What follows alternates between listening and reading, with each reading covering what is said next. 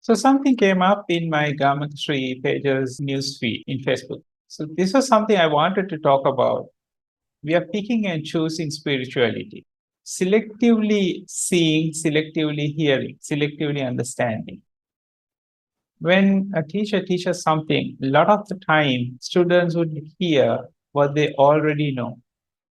I am taking this image because it's a beautiful example of this situation.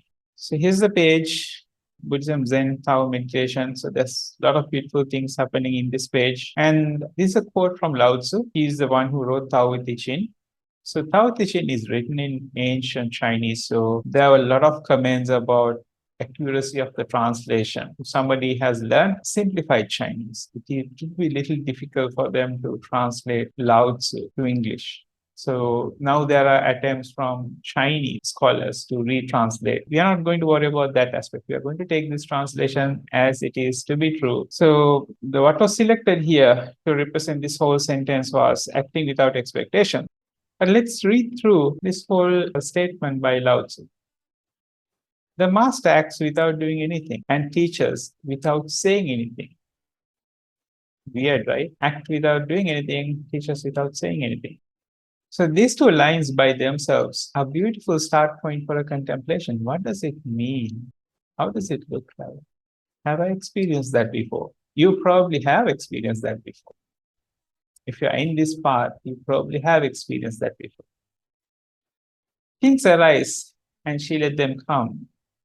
Things disappear and she let them go. She has, but does not possess.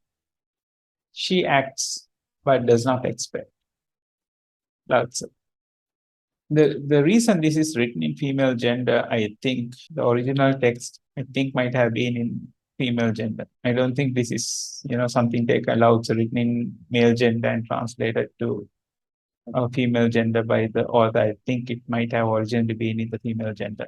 So Lao Tzu have had male and female teachers in his time.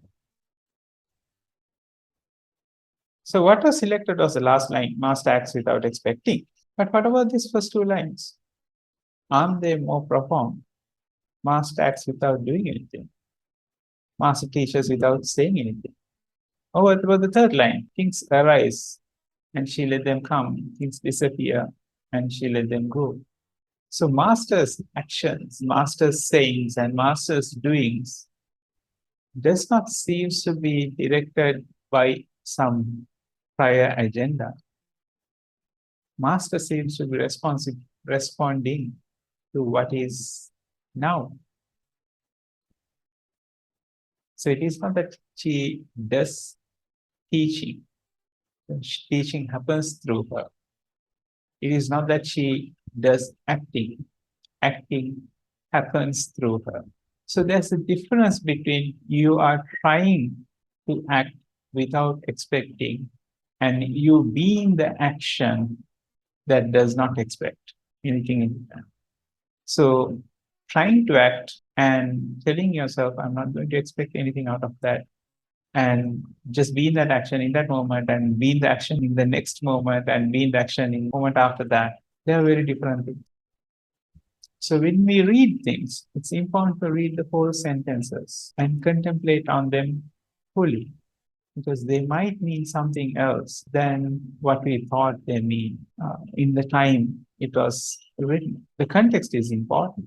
Some material cannot be understood unless you know where they come from, what sort of a culture they lived in. Sometimes we take a spiritual teaching and adapt it to our present day. It cannot be done. It was written at a different time. And we cannot pick and choose statements. We need to select all statements and contemplate them on fully. So this selective listening, selective reading, selective seeing is what I wanted to make a little point about, because it came up on my newsfeed and this had to happen. I'm GamakaShri, Chief Trainer and Coach for Mind Design International. I'm a spiritual teacher and a meditation teacher. Hope you have a blessed day. Share is true.